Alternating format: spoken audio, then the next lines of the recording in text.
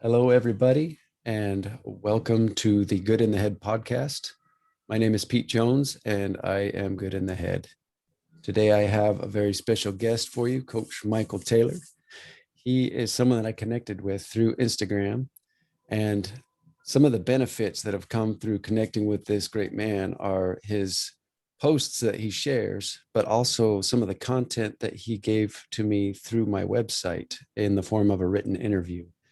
And if anybody's interested, you can go to goodinthehead.com and look under the link under the menu for interviews, and then click on his name. And the answers he gave me introduced me to so much more information and helpful tools with which I was using daily after that time to upgrade my own personal self-image and my personal reality that I choose to create every day. So thank you so much, Michael, for coming on the show and for your consistent contributions in my life. Well, first of all, I love the title, Good in the Head. And that's the goal, to be good in the head, good in the heart. So I honor you for the work that you're doing, putting out positive messages. Now more than ever, the world needs optimism, positivity, and it's my honor and privilege to be on the show with you today.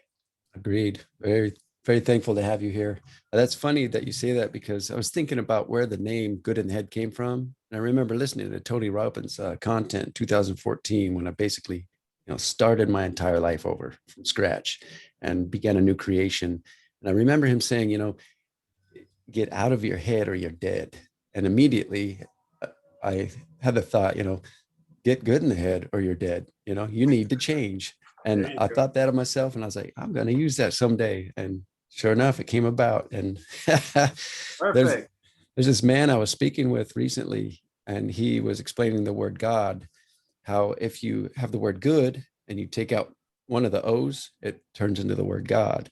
And I love how you patted your heart and said good in the heart, and maybe, God in the head, it would have been a more appropriate name, for this whole deal. But for now, it's good in the head.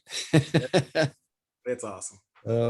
Now, if we could, I'd love to start with your childhood, your teenage years, and the life that you lived, and all the difficulties and challenges that you faced, and how you were able to expand out of that existence and into this beautiful creation of this life that you're now living. Well, I was born in the inner city projects of Corpus Christi, Texas, to a single mom with 6 kids. And we were basically the poster children for poverty back in the 60s. And interestingly enough, I hear some people say that they didn't realize that they were poor when they were kids. Well, that's not me. I knew we were poor, and I didn't like it at all. And so even though we were poor, my mom instilled a very powerful lesson in me at a very early age. And I'll never forget her when she said this. She says, Michael, if you want something badly enough, there's no one or no thing that can keep you from attaining it except yourself. And she taught me that lesson when I was approximately 6 years old. And I remember the conversation as though it were yesterday. And it was that lesson that really laid the foundation for me becoming who I am today. So again, I was born in inner city projects. And when I was 6 years old, my oldest sister got extremely ill. And so my mom had to take me, one of my brothers, and one of my sisters to live with my dad. Now, I didn't know my dad because he had left when I was like 2. So we go to live with my dad for a while, who happened to live with his mother, who was my grandmother. And she was literally the grandmother from hell. And I mean this literally, she hated me. She really did. I mean, it's hard to imagine that a grandmother, right, would hate a grandson. But whenever because she despised my mom, and that's the reason she hated me, because anytime she'd say something negative about my mom, I'd defend my mom. And so we had this constant battle.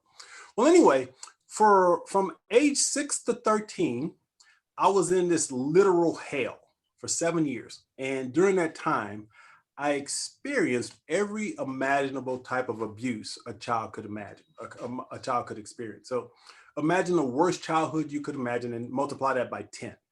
That was my childhood from 6 to 13. So 7 years of traumatic abuse. Yes. So after 7 years, my mom was able to come pick us up and we were able to move back in with her. And so now I'm 13, I'm in junior high school. I get to high school, typical project kid, had some friends that I hung out with, did some not so good things. But when I was in the 11th grade, I decided to drop out of high school because I went to this seminar and this guy convinced me that I could get rich selling vacuum cleaners. Now, obviously that was a really poor choice, but what I learned from that experience was that I wasn't afraid to take risk. And it was that willingness to take risk and to step out on faith that I think has really helped me accomplish a lot in my life. So anyway, I pursued this dream of becoming rich selling a vacuum cleaners, and I never sold a single vacuum cleaner. But fortunately for me, I landed this job at this building material company when I was 18. I worked extremely hard. I climbed the corporate ladder and I actually became the youngest manager in the history of that company's 87 years. And so there I am at the age of 23. I'm living the American dream. I've got the house, the wife, the 2.5 kids and all of that. And by society standards, I was successful. And within approximately a 6.5-year time frame, that American dream turned into the American nightmare as I went through a divorce, bankruptcy, a foreclosure, a deep, deep state of depression. I was actually homeless for 2 years, living out of my car. And during the darkest period of my life, I received a miracle. I was sitting up late one night because I was too depressed to sleep. And I was sitting at the edge of my bed, looking across the room at my bookshelf, when I happened to notice that every book on my bookshelf had something to do with getting rich or making money. Hmm. And as I looked at those books, this question just popped in my head. Michael, what if you took all the energy and effort you've used in trying to get rich and simply figure out how to be happy? And as simplistic as that question might sound, it literally changed and saved my life in an instant. Something in me shifted. I could never put it in words, but something shifted. And all of a sudden, it was like my depression lifted. And I had this amazing clarity that I was going to be able to rebuild my life. Wow. So you went from pretty decent programming from your mom of having empowering thoughts. You went to a 7-year traumatic experience back with your mom, went through the teenage years, took some risks, and through the vacuum cleaning experience and being a salesman, I almost wanted to say, maybe that's exactly what you needed at that particular moment in your life to project you onto the trajectory that made you who and what you are today. And that Well, question's awesome. yeah, and here's the thing. So when I asked myself that question, and I'm sitting there looking at these books, and then all of a sudden I realized, I said, I couldn't remember the last time I'd really felt happy. So money and the I had all the success. stuff. I had all the stuff, but I really wasn't happy. And so as a result of asking that question, I stopped reading books on getting rich and making money. And I jumped into spirituality and metaphysics and psychology and philosophy. And I went on this amazing journey of transformation. Wow. And fortunately for me, I was able to rebuild my life. And then I decided, I want to share the lessons that I learned on this journey with others. And so back in 1994, I wrote my first book, targeted specifically to Black men. And it was called Brothers, Are You Listening? A Success Guide for the New Millennium. And it was my attempt to engage Black men in a conversation about personal growth and development. Because Nice. while I was on this journey, I noticed that I'd be in these workshops or reading these books, and I'd be the only Black guy there. And so I said, I can't be the only Black guy that thinks the way that I do. So why not put it in the form of a book in an attempt to support and empower Black men? So that's how I got started writing. And as mentioned, I just decided, it was a conscious choice, that no matter what it took, I was going to figure out how to be happy. And it's been an amazing journey, which I'm sure we'll discuss some of the other aspects of it. But what I recognize now is that as a human being, I believe every adversity brings us a gift and a lesson. And so as I look back during my divorce, which was probably the most difficult time. Well, actually, no, my 7 years of hell was probably worse. Yeah. But as I look back over all of it, Pete, I can tell you, if I had to do my life all over again, I wouldn't change a thing. I love that. Because I know now through this deep self-introspective process I've been in, how every single piece of it fits to shape me to become the man that I am today. Even the part about leaving to try to get rich selling vacuum cleaners, it was actually that part of me that had always dreamed of being an entrepreneur. And I've known I wanted to be an entrepreneur since I was like 10. So I can see how the universe set it all up so that what I'm doing right now as an entrepreneur, as an author, as a motivational speaker, is all part of the divine plan. And it all fits perfectly. Isn't it crazy how we think we're in control and we think we're planning and preparing, but in retrospection, we look back and realize that we were being prepared all along. Yeah, The way absolutely. around. Like life, we think it's happening to us when actually it's always, whether we want to believe it or not, it's happening for us. Sounds like you learned the same kind of lessons I have, and that's Yeah, fun. and interestingly enough, when I first began this process, I was an atheist. And Why do you think that is? I'm sorry? Why did you decide to be an atheist? So anger, bitterness, No, past life confusion. experience? Confusion more than anything. Mm. Because when I was a kid, I remember my grandparents making me go to church, which I didn't understand. And I was asking all these questions that nobody could answer. Being told to shut up and quit asking questions, probably. Yeah, don't question God was the thing. Don't question uh, God. I said, I'm not questioning God. I'm questioning your teaching about God. I don't understand it, right? yep. So I was just inquisitive at a very early age. Now, I did have a turning point, and I can tell you the exact moment I became an atheist. Mm. So after my divorce, again, I sank into this deep depression, and I decided I'd go back to church. Now, I was brought up Baptist. And when I was married, I didn't go to church. But again, pain leads you to do certain things, right? So Yeah, it's great I just, feedback.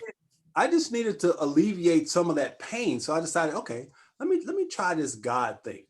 And again, being brought up Baptist, that's all I knew. So I went to a Baptist church. So when I go to this church, first of all, I had isolated myself because of my depression.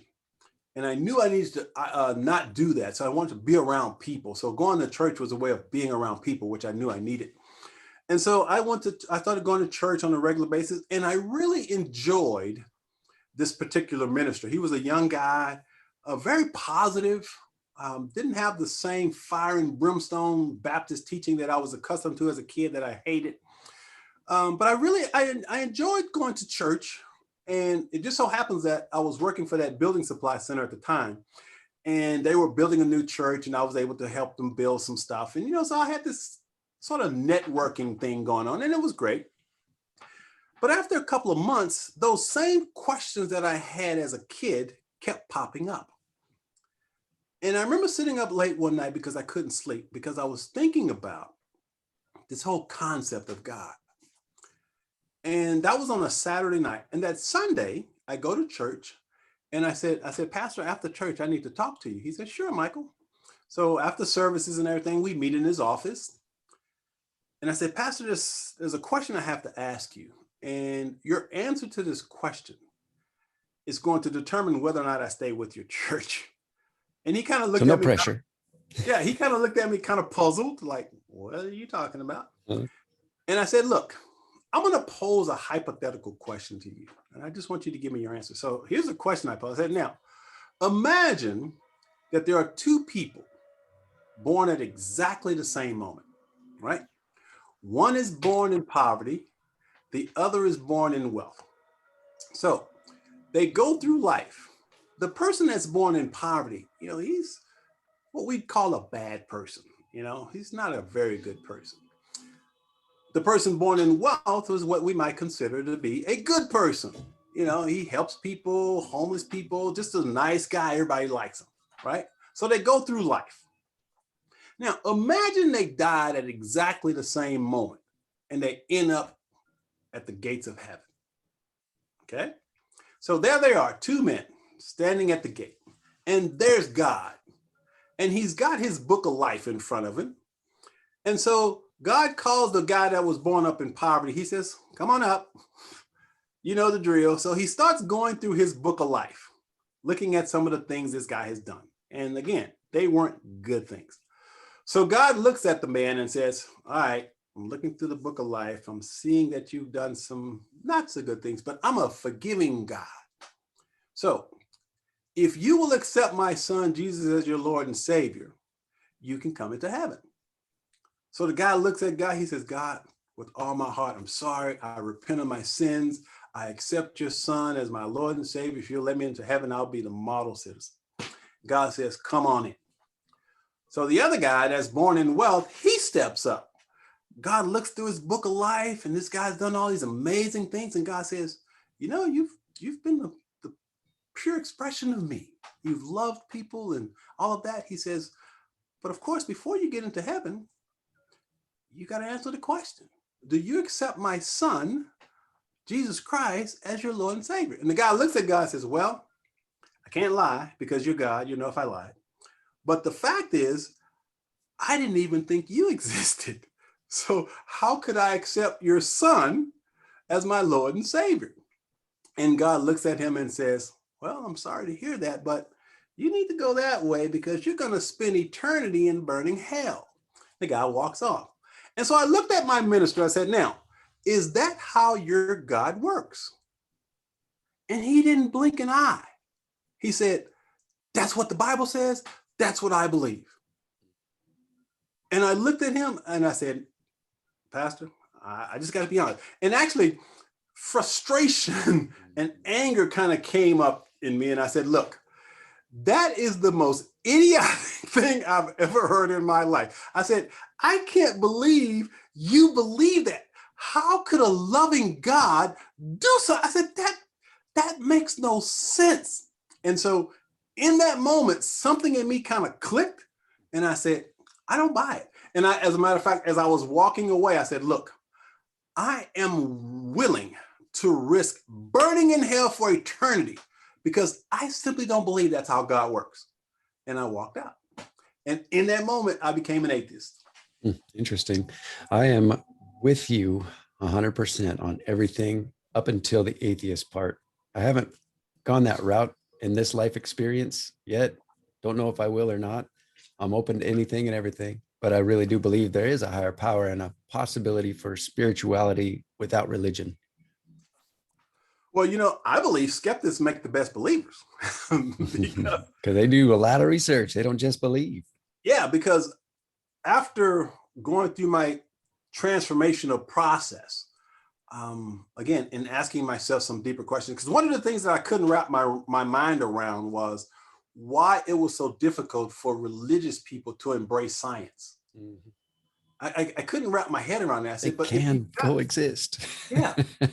I'm like, wait, so you're saying that God did all this, but I have evidence that this works this way. You know, I get you. But for me, again, I started asking myself some deeper questions. And one of the first questions I asked after going through my healing process, because again, the 3 years that I was an atheist was the time I was doing a lot of inner child work. I was healing some emotional trauma from my childhood. And what I concluded was, why did I need God? Because my brain, my mind, if I healed all that stuff, that's all I needed. Why did I need God? Right? Mm-hmm. Yeah.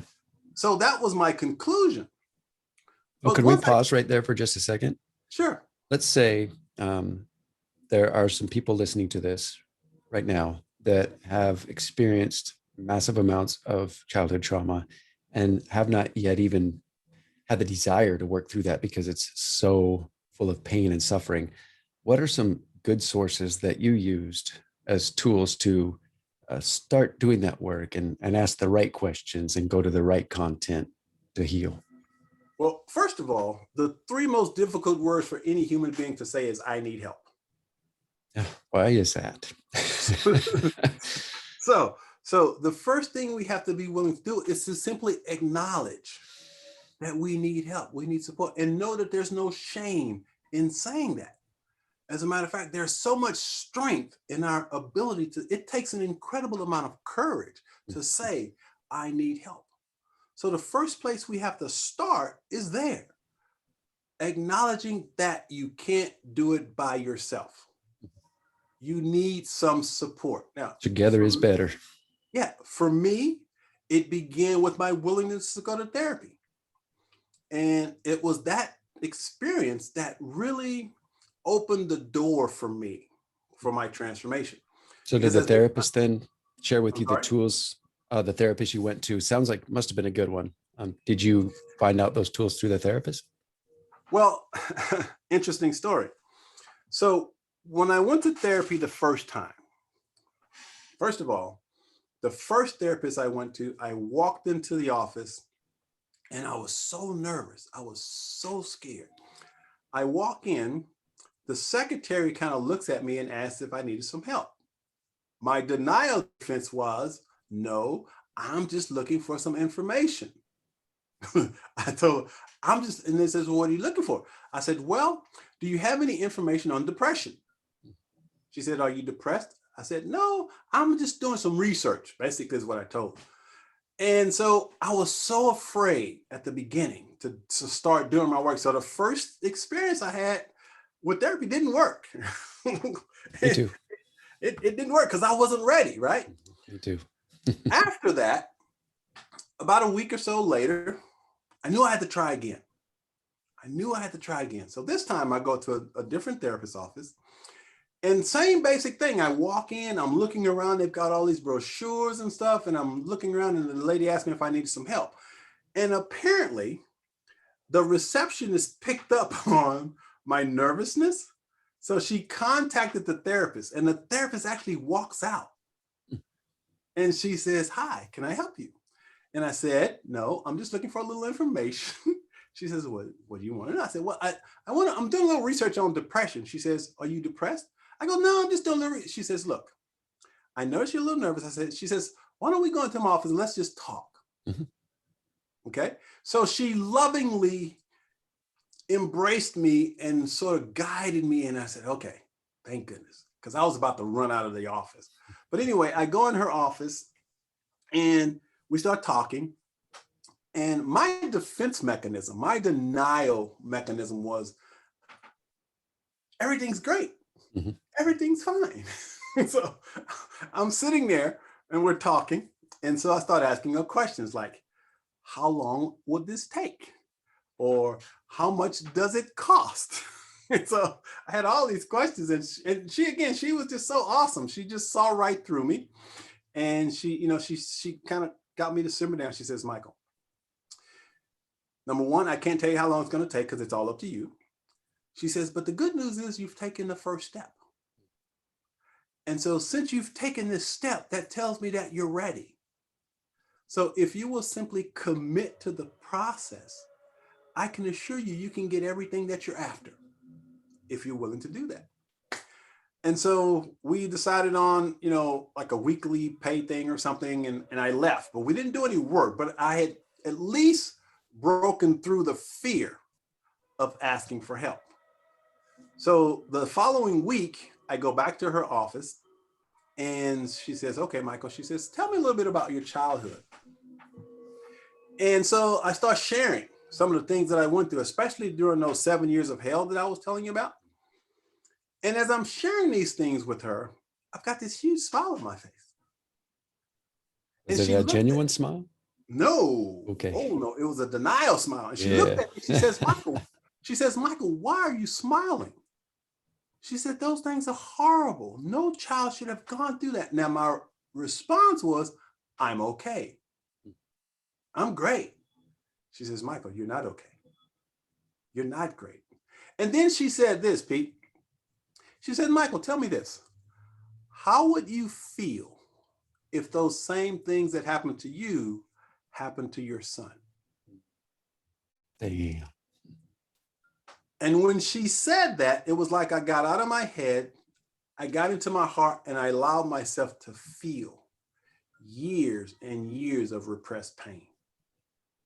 And I started bawling. The pain was so intense. And I was like, for about 10 seconds, I allowed myself to feel it.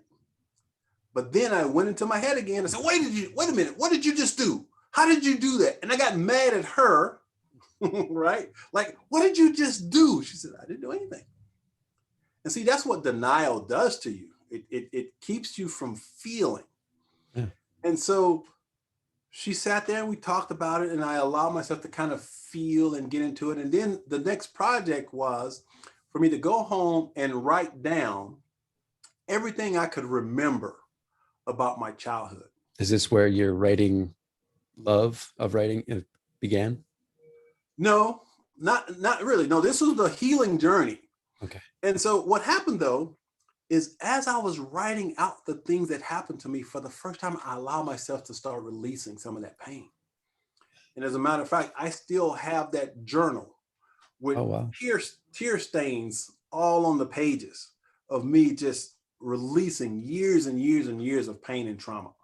Wow. And so that's kind of how I started my journey. So the first place anyone has to start, if they're wanting to do this, is to have the courage to simply say, I need help. And then commit to getting that help. Yes. I love that, man. I love that. But so you have that journal now. How long did you choose to take that first releasing onto the paper? Well, that night when I left her office is when I started processing, because number one, the first thing I tried to do is figure out how she did what she did.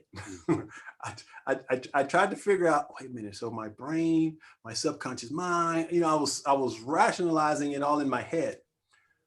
But then when I did the exercise, when she told me to start writing, I stopped thinking about it and I started feeling it. Wow. So she used visualization as a tool to then create a situation in your mind where you were allowed to escape the mind and go into the heart and begin to feel. Exactly. And that's exactly what she did. She helped me get out of my head into my heart to connect to those feelings. Magical. And as I was writing, as mentioned, it was extremely painful. But amazingly, everything started flooding back as I'm writing. I'm remembering, the sexual abuse, the rape by a female cousin, the physical abuse, the scars, the CPS people coming to my school, taking me out of school. I mean, it all started kind of flooding back, and I'm like, whoa. And then but again, for the first time, I'm allowing myself to feel that hurt, that pain that I had been repressing for years. Wow. And through that process, I began that healing process and have been moving forward ever since. That is incredible. I wouldn't wish even a fraction of what you have been through on my worst enemy. I really wouldn't. Yeah. Do you think that the repression and the being in your head is what caused you to think that having money would equal happiness? And how do you think that played a role in your marriage and raising your children before the divorce? So here's how I see it. That initial trauma as a kid activated in me a defense mechanism. That defense mechanism was to be a nice guy and to always seek other people's approval. So I love how John Bradshaw, you're familiar with John Bradshaw? If you're not familiar with John Bradshaw, he was a therapist that had a process called inner child work, who helped me with so much of my transformation. And he wrote a book called Healing the Shame That Binds You. And it was in his work, in that book, that I was able to identify the intense shame that I felt as a result of those childhood traumas. Well, it was the shame that drove me to be successful. It was that deep feeling of, I'm not good enough, I'm not lovable, but if I accomplish these things, people will love me. So I get that. I'm sorry? I totally get that. Yeah, so I was driven by this sense of not being good enough, not being lovable, and by accomplishing stuff, I thought I could be loved. And that's kind of how the ego works. The ego devises ways and mechanisms to protect us in a lot of ways, but it separates us from our authentic selves. And that's what we don't want to do. Wow. When did you start loving yourself finally and not needing outside sources of validation to feel loved and like you were enough? Well, when I did John Bradshaw's 3-day weekend, it took what the therapist had gave me and intensified it to a level that I was able to authentically heal. So if we look at it this way, I'm a firm believer in energy. Everything is energy. And I love how Eckhart Tolle says that as human beings, we have what he calls the pain body. Mm-hmm. The pain body is basically trapped emotions that we have not learned how to let go of. And so being willing to let go of that trapped energy is how we become free. And so for me, when I did that inner child work, it released that pain body and allowed me to connect authentically to who and what I truly am as a human being. It's that relief of that pressure that had built up for years. The first time that you released it, almost like a pressure cooker, you know, how much of the pain left? I mean, how much was still inside of you after that first release? Well, initially with the therapist, when I had that first experience of feeling, okay, let me just put a scale on it if I can. Yeah. So imagine there's a scale from 1 to 10. And all of this is pain in my pain body, 1 to 10.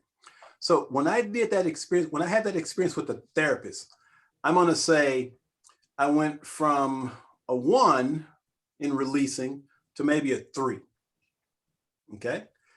When I started processing through my journaling, okay, I went from a 3 to like a 5. So I'm releasing this pain through this process. When I did John Bradshaw's work, I went from a 5 to a 10 in terms of releasing pain, because his work helped me not only feel it, but also to identify the impact and how it was impacting my life. So I'm an extremely rational kind of guy. So I need to, it's just a part of me that needs to understand what's happening. But healing is not about understanding what's happening. Healing is about releasing pain, energy, right? So I had to be willing to release that energy, and his processes allow me to get out of my head, not be in my head, but be in my heart. So healing is about feeling then. Yeah, exactly. And you know, there's a lot of people, there's a school of thought that says, why do I want to dig up old stuff? Mm-hmm. Right? That well, hurts. I will assert, if you aren't willing to dig up old stuff, that stuff will control your life and you won't even know why. Wow. There's a doctor from a couple of centuries ago, I believe, that I heard Marissa Peer in a podcast repeat what he said, and it was brilliant. He said, those repressed emotions that are unallowed to express themselves in the form of tears will cause other organs in the body to weep. Absolutely. It causes illness. Yep. I believe that. What was the thing that Carl Jung said about, see if I can remember this quote. He says, people will do anything, no matter how absurd, to avoid facing their own soul. That is true. Yeah. He says, but one does not become enlightened by imagining figures of light, but by making the darkness conscious. So we have to be willing to make the darkness conscious. We have to be willing to shine a light on those dark places in our souls that have been wounded. That's beautiful. And so again, I'm a firm believer is that the only way out is through. Mm-hmm. And I agree. You can do like I did for a while. For example, I spiritual bypassed for a while. Got involved with the New Age movement, you know, and God is good and the universe is perfect and all of that. And I was denying a lot of the pain that I was in. So it's easy to get caught in that trap of thinking and rationalizing and trying to understand it. But it isn't until you feel it that you can heal it. And that's the key to growth. Man, I love that. So you began your healing process, which I personally believe is an opportunity every day to continue throughout this life. It's like a lifelong practice. Healing is feeling, and feeling is part of the human experience. It's what we do. So we can continue to heal always and be a source of healing for others, which is what I look to you as. You've been a source for my own personal healing, my own way of learning how to feel and go through the pain instead of trying to go around it or avoid it or be scared of it. Just embrace it and love it and shed so much light upon it that it becomes light rather than darkness. And then bam, through and onto a new creation. After all of this work that you did, how did life begin to unfold for you? Well, first of all, I became bombarded with joy because I no longer had to have anything outside of myself to be happy with myself. So there's this knowing in my soul that I'm lovable, that I don't need any external thing to be loved. I don't have to have titles. I don't have to have labels. I just have to love myself. And so that was the icing on the cake for my transformation, was getting to a place of self-love where I knew and I recognized that I don't have to do anything to be loved. I'm lovable just the way that I am. Hell yeah. And that's a big one. It really is. There's, I love Zig Ziglar's Wheel of Life and all the different areas of life that we can work within to create a balanced circle, but the center of that wheel, I believe, and the quality of the center of the wheel then is distributed out and determines the quality of how we interact in all those areas of our lives. But it all starts with us, the self-image, or how we personally identify. And a lot of that, I believe, may come from how we were raised, the misperceptions of the well-meaning teachings that came from parents or grandparents, the trauma and abuse that we may have endured. And then from that point on, the first 7 years of programming, as they say, we then move on and create this life dictated by that subconscious programming and all those things that define our own self-image. How did you expand from a very destructive, painful self-image and into the self-image that you now practice and create a far more beautiful life with? Was it just that inner healing work, or were there other practices or tools? Well, lots of other tools and healing, but here's how I see it. This is just a visual that works for me. I believe that as a human being, there's two aspects of us. There's what I call the little s self and the big S self, okay? So some people would call the little s self your ego, and that's okay, just a label. But here's how I see it. So imagine when we're first born that we show up in this room. And in this room, just imagine just this white walled room. You're in this room and there's two aspects of you. There's your little s self and your big S self. Now imagine that there's a cot in the room, okay? So when we're first born and when we show up, the little s self is actually asleep on the cot, okay? The big S self is fully conscious.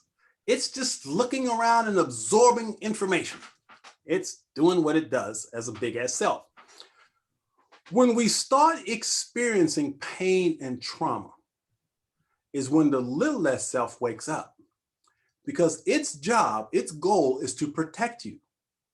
So the little s self gets up, the big S self gets on the cot. And now the little s self is creating all these defense mechanisms to protect the big S self, because that's its job.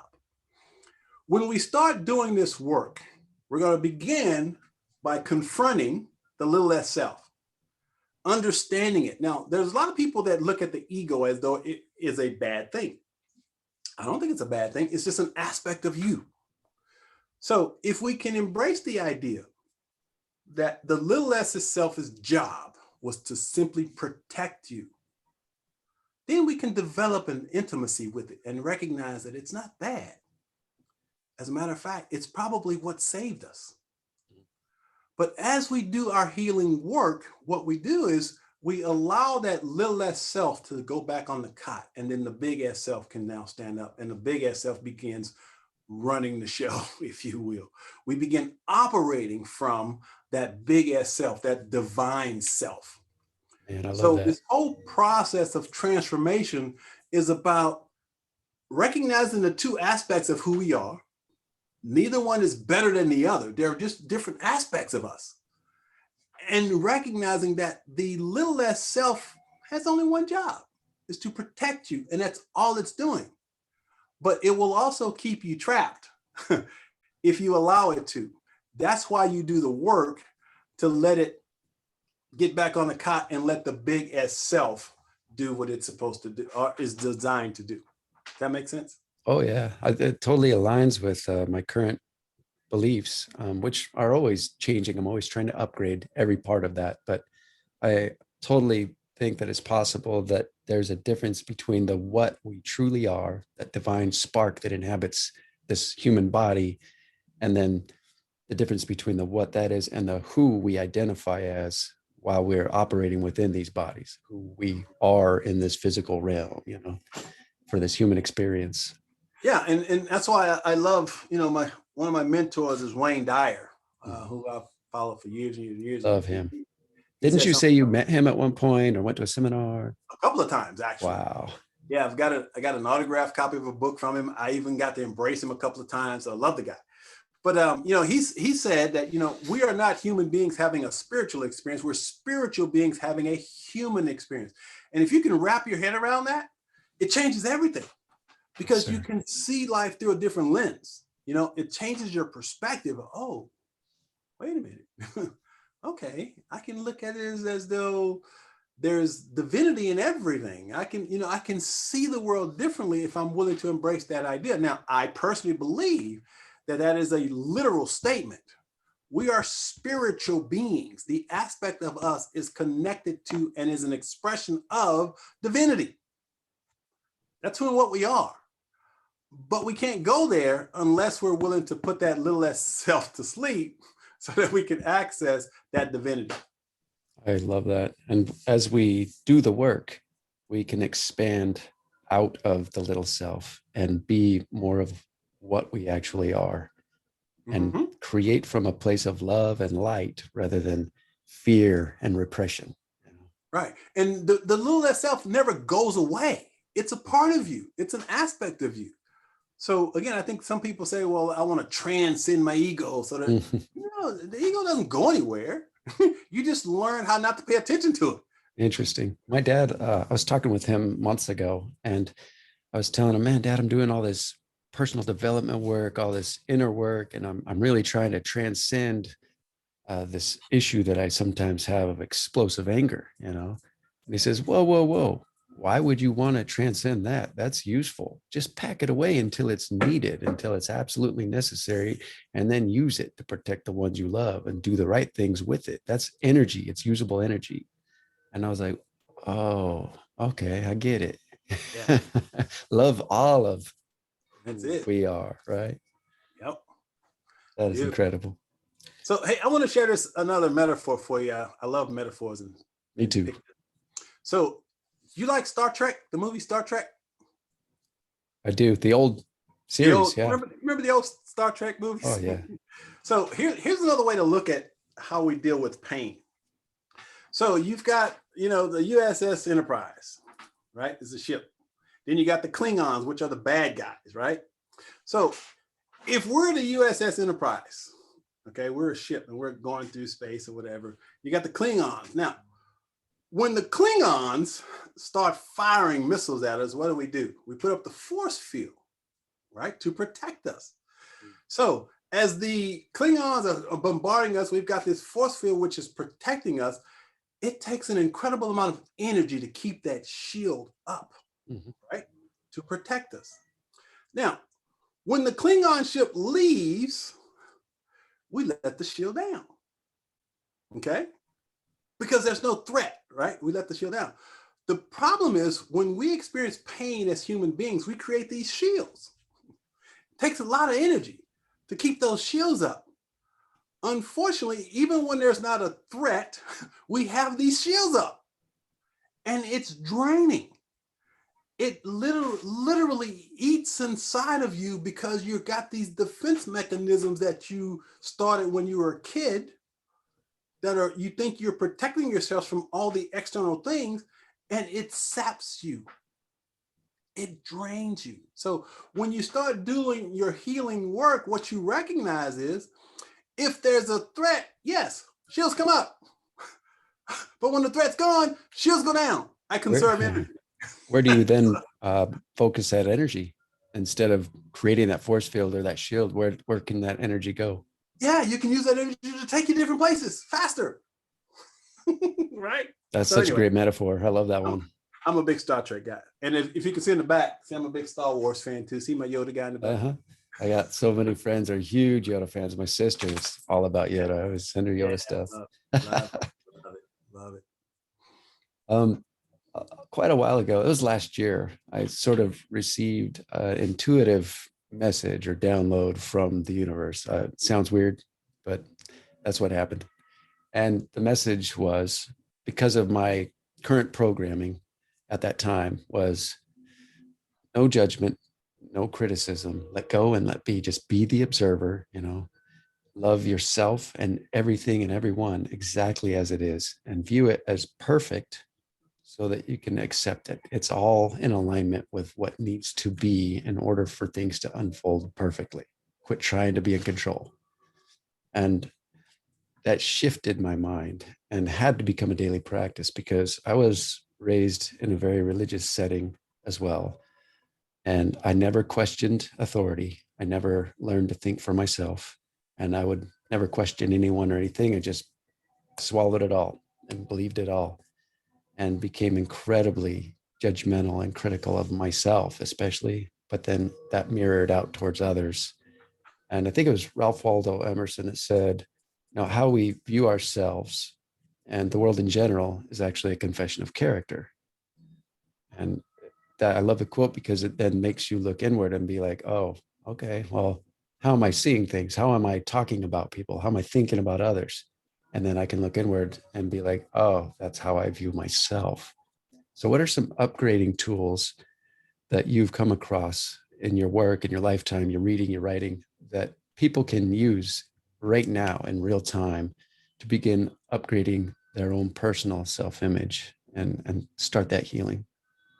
First and foremost, after you begin doing your healing work, I'm a huge proponent of meditation. I don't know of any other way to authentically connect to that big S self other than meditation and contemplation of the divine. So a meditation practice, I think, is key. Now, I think there are a lot of misconceptions about meditation. A lot of people think that meditation is the process of just making your mind go blank so that you're not thinking about anything. And I say that's impossible. I believe meditation is simply the practice of recognizing what you're thinking. It's just the practice of becoming conscious of what thoughts are going through your mind. So becoming the observer. Yeah. So when you can identify the thoughts and then you recognize that you aren't the thoughts, you're the one having the thoughts, then transformation can begin. So it's all about awareness. So for me, my meditation practice started because I couldn't sleep because my mind would be racing so much.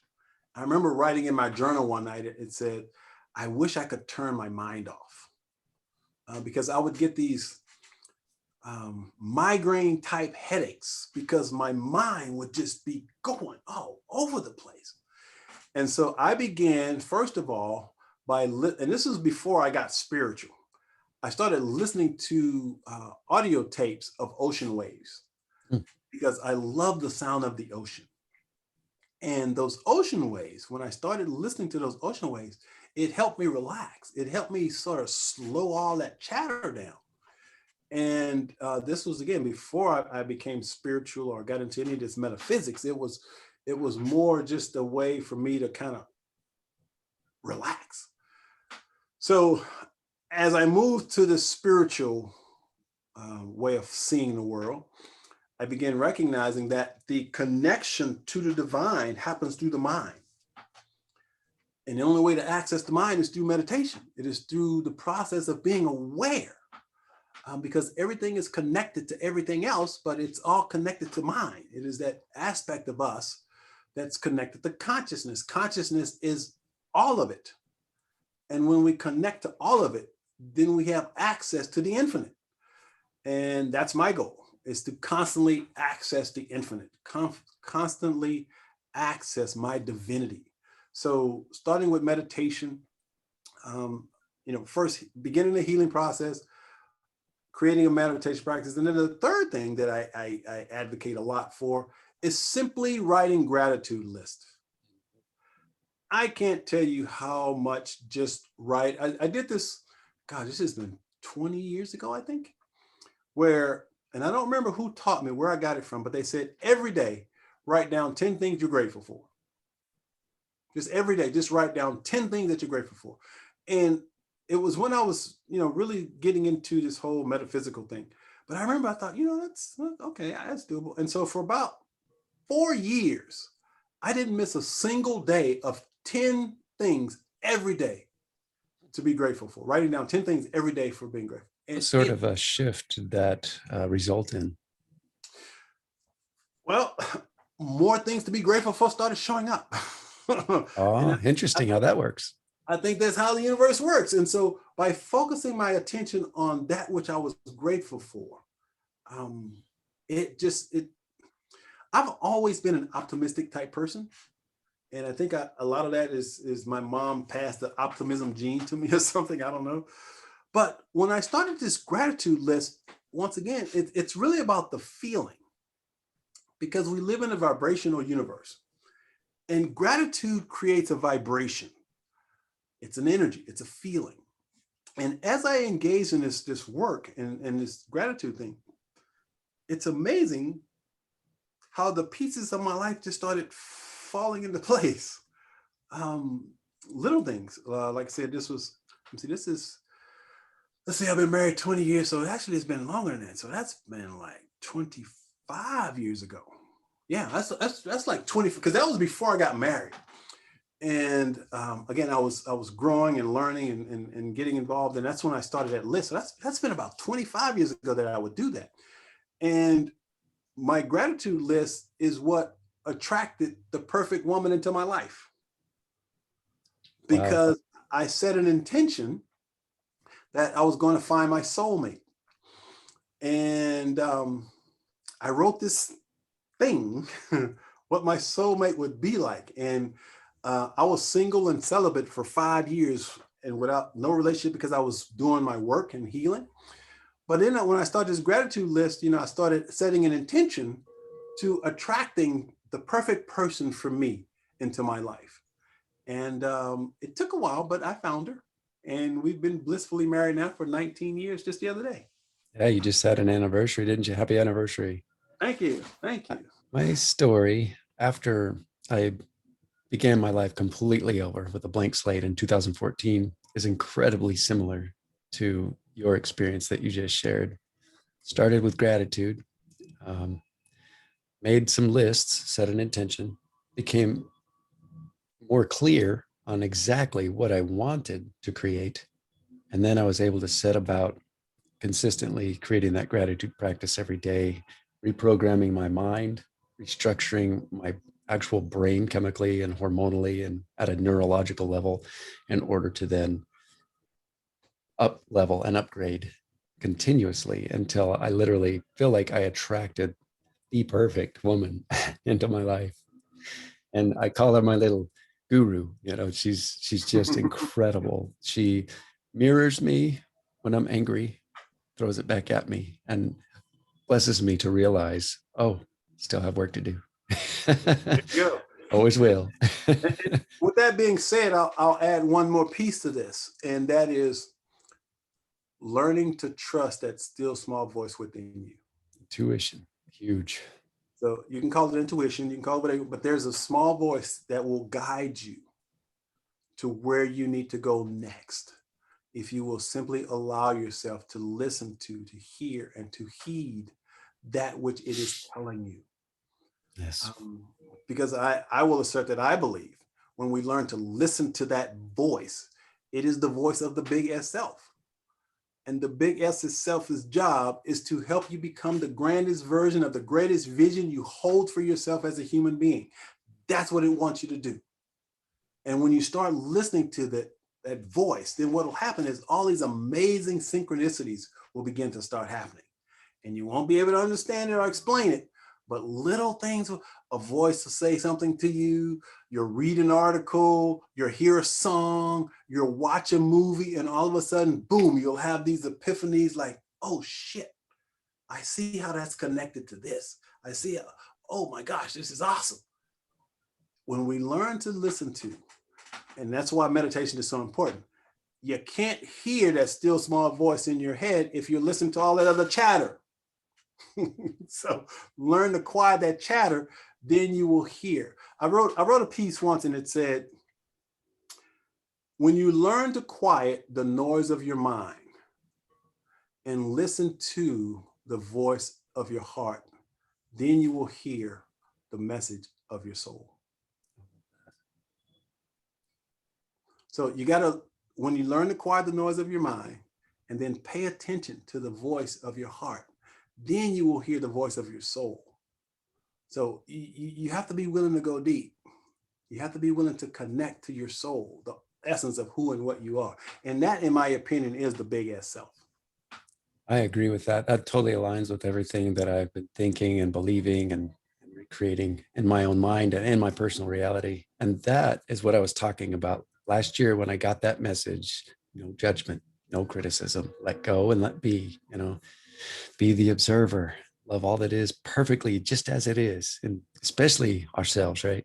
That's where that came from. I just barely started a meditative practice and I started hearing things that were helpful. Oh yeah. So wild. Well, Yeah. how to meditate though? How do you start? Because there's thousands of different ways, right? Yeah. Again, for me, it started listening to the ocean waves. That was it. That's a form of meditation. Simple. It's just a matter of paying attention and quieting the mind. And there's a ton of different people out there that do some great work. Now, I have a guy, there's a guy named Craig Hamilton. You might want to make a note of this guy. He's one of my favorite meditation teachers. You can find him on Instagram and Facebook, but Craig Hamilton, he does the most amazing meditations, and he's got this voice that is so meditative. You just sink right into his process as he's sharing. I love his work. So that's a great resource for anybody who wants to learn about meditation. I'll put that in the show links as well, along with the inner child work links to John Bradshaw's work. I think that'll be useful to a lot of people for sure. Has been for me. So thank you for sharing that again. That was so useful. Good. It must have been about 2 months ago. I came into the office and I was writing and I looked over and I saw a picture of me that my mom sent me when I was 3. And I wrote a letter to that little guy and I cried for a couple hours and I was like, wow, what's going on? That's really weird. I didn't even feel the need to cry until I started talking to this little boy. Yeah. And the things that came out, it was such a useful, healing, a spiritual experience. And I loved it. Yeah. And John Bradshaw had a process where in that inner child workshop where we were to bring a picture of our younger selves, if you will. And if we didn't have it, you can kind of try to picture it in your mind. But then he had us do an exercise where we wrote a letter to that small aspect of ourselves, but we did it with our non-dominant hand. Oh, wow. Huh. And there's something about doing it from that you get out of your head. And it was an amazing thing. Matter of fact, he has a book called Homecoming, John Bradshaw. And in that book, he actually talks about that process, but there's something in the brain that when you do it with your non-dominant hand, it does something. But it was so powerful as I wrote to this inner child and talked about, the sadness that I felt, and the tears are just flowing, and all of a sudden I could see that little boy healing and starting to smile as I went through this healing process and wrote this letter to him. And I remember it began with the pain and the sorrow, and as I kept writing, I remember telling him how proud I was of him for going through everything that he went through, and then those tears of sadness turned to tears of joy. Wow. And this amazing unconditional love that I had for that little boy inside of me. It was so healing and so powerful. I came across something that somebody had posted. It was basically, how do you forgive yourself for all the acquired and learned habitual practices that you needed to survive your childhood and your traumatic lifestyle? And then how do you expand into creating from a place of love and forgiveness? And I don't know, something along those lines where it's possible to, like you were saying earlier, we kind of acquired these skills to survive emotionally, mentally, physically, but then that force field isn't needed all the time anymore, and there's a balance that we have an opportunity to create where we can throw that wall up or that barrier up and have that force field to protect us when it's needed, but then practicing knowing when it's not needed and expanding into that self-realization and practice. That's practice is the main key word, I think. But that work is forgiveness. That work is being willing to forgive yourself for judging yourself for whatever you may have done to protect yourself. See, because we can beat ourselves up about how we should have done this or could have done that, or for a long time, I felt responsible for my sexual abuse. Well, it had nothing to do with me. Wow. But I had to be willing to forgive myself for beating myself up, blaming myself. So forgiveness is that process. It's about healing the shame and the self-doubt and all of that so that you can become free from it. So forgiving yourself is more important than forgiving others? Forgiving yourself allows you to forgive others. I like that. You can't forgive someone else if you don't forgive yourself first. I don't believe. True with love. I've come to find out just recently. Yeah.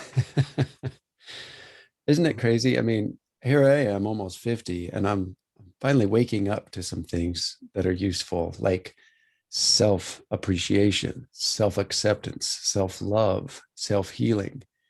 And then by doing these things, I am empowered to do that so much more for others. I can start loving others in different ways, accepting others, appreciating others, because I'm starting here. Like they say on the airplane, put the oxygen mask on yourself first, for crying out loud. Right. But see, here's the beautiful thing about the spiritual life. And I don't know if you recognize this just yet, but see, you literally attracted me. I agree. So as you're on this growth journey, you will begin attracting to you the things and the people that you need to support you in your growth. So in this case, Pete attracted me because within this conversation and within the written email correspondence that we had, it helped him wake up some aspects of himself. Well, see, there are no accidents in the perfect universe. We're always attracting to ourselves that which we need to support us in our growth. And the way you know that you are following a spiritual path is when you choose to try to support other people on their path. Because there's only one of us anyway. Good point. So that part of us that shows up in this form that says, you know what, I want to do something to make the world better. And I will assert that when we go through all those challenging, difficult times, and we're able to see the beauty in all those things, those gifts and everything, then we become commitments to making the world better, because we don't want people to go through what we went through. That's And key. so I believe, again, the universe is perfect, and it is simply now beginning to wake human beings up to this reality.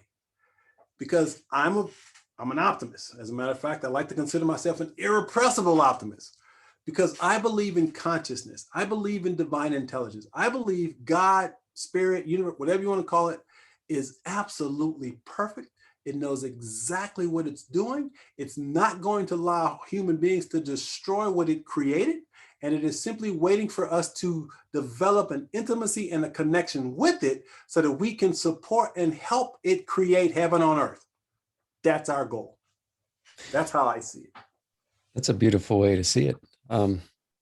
Something that I used to read every day, and that I wanted to be able to memorize and speak it anytime I wanted to, was consistency creates a conversion and a convergence of circumstances and situations that will serve and save us.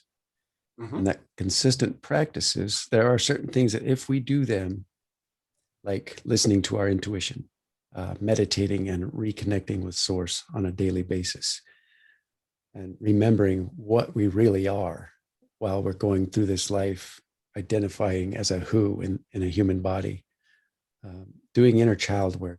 These are practices and healing opportunities that can provide then a roadmap for others so that they can completely bypass some of the suffering that we have experienced. And that's why I see you. That's why I believe I attracted you into my realm, is because I see you doing something in alignment with what I believe in and what I want to expand into and create more of.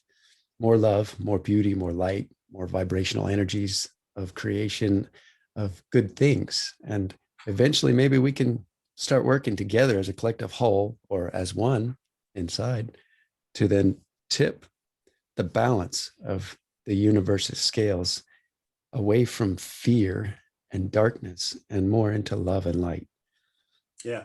And so, but for the listeners, the viewers, whatever, you have to understand that you will, in a lot of cases, be perceived as the crazy one. Mm-hmm. I'm good with that now. when you start this journey, there may be times of feeling alone and isolated because your family thinks you're nuts, Mm-hmm. because you're doing some things that goes against the cultural and societal conditioning of our society.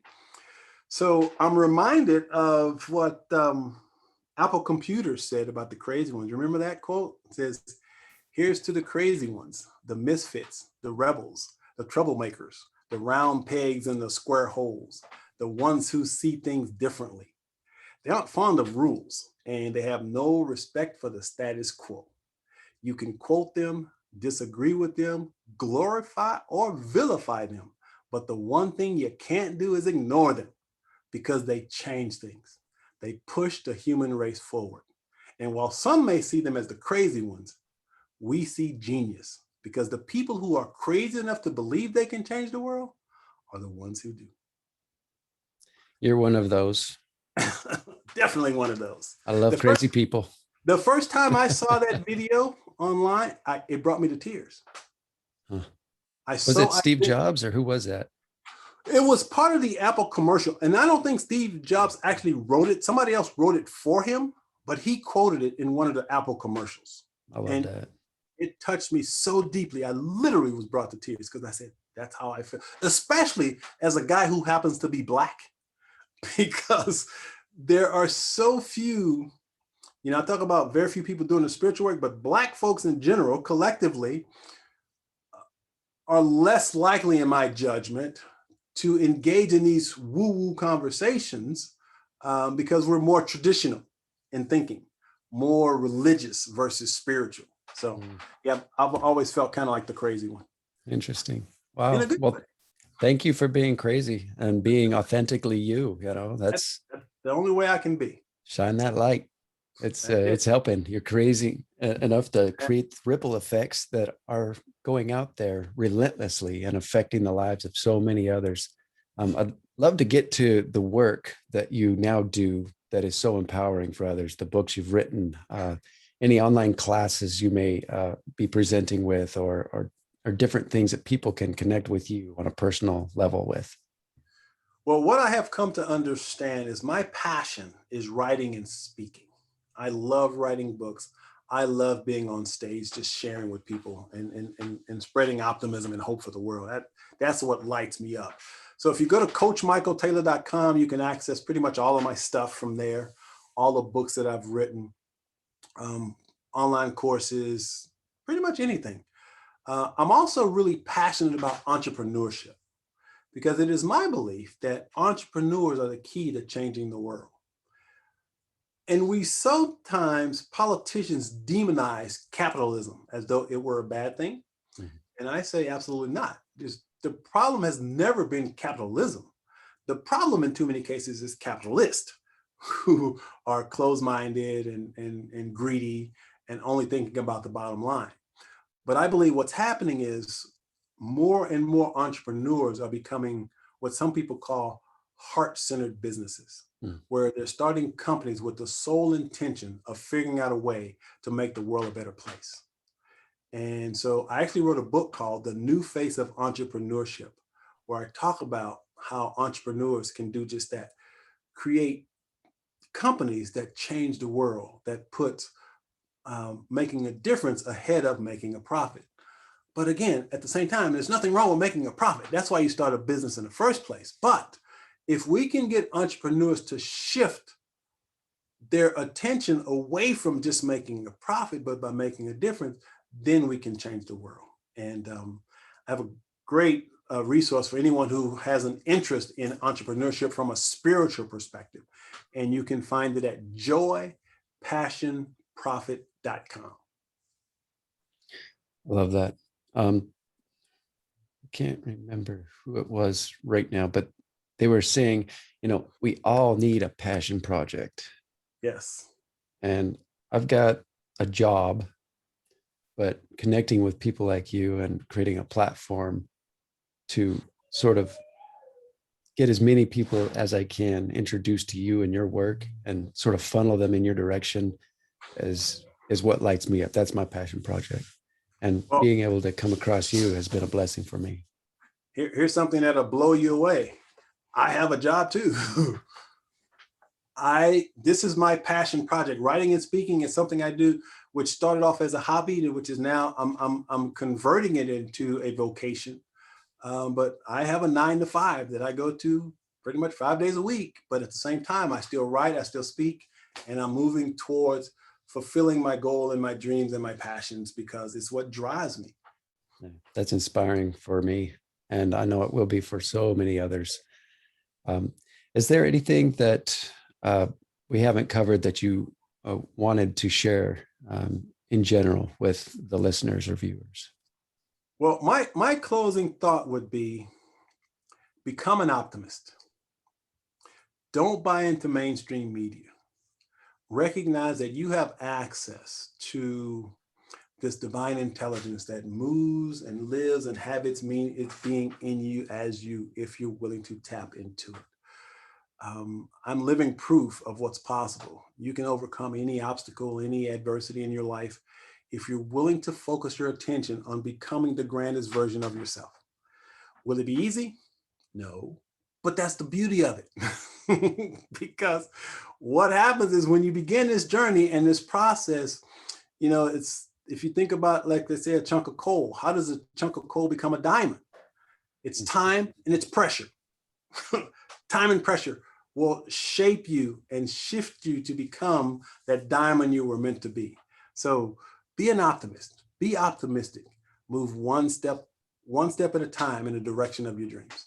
Awesome. So we all start out as a chunk of coal, and That's it. Up to us. A beautiful chunk of coal, by the way.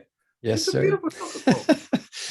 So the tools in recap are doing that inner work, reconnecting with source through meditation and journaling, I heard, was such a great tool for you. I think that keeps coming up. And I think journaling is an empowering tool as well. Be a resilient and a relentless optimist and create from a place of love always. Don't forget to have some fun along the way. I love that. Hey, I really appreciate, I love who you are, who you choose to show up in this world as every day. You continue to inspire me and be a great source for me to go to for sort of a opportunity to re-energize after a long day and to get back to work. It's never too late to begin again. I really believe that. And thank you again for coming on the Good in the Head podcast and for this conversation. I hope that it's not the last time I have you on, for sure. You have many, many tools that people can learn from. And I invite everyone listening or watching to go to Coach Michael Taylor as a source for tools, for opportunities to upgrade your self-image, for healing, and for optimizing your life experience as a human being in every way. This has been a great hour and 20 minutes. Time flies when you're having fun. Yeah, I looked down at the clock and I'm like, oh man, I got to close out. But for anybody who is listening to this or viewing it on YouTube, please subscribe and there will be more to come. Any other closing remarks, Michael? That's it, man. Love you, brother. Love you. Love you too, brother. Keep doing what you're doing. Thank you. All right. Take care. All right. Talk to you later.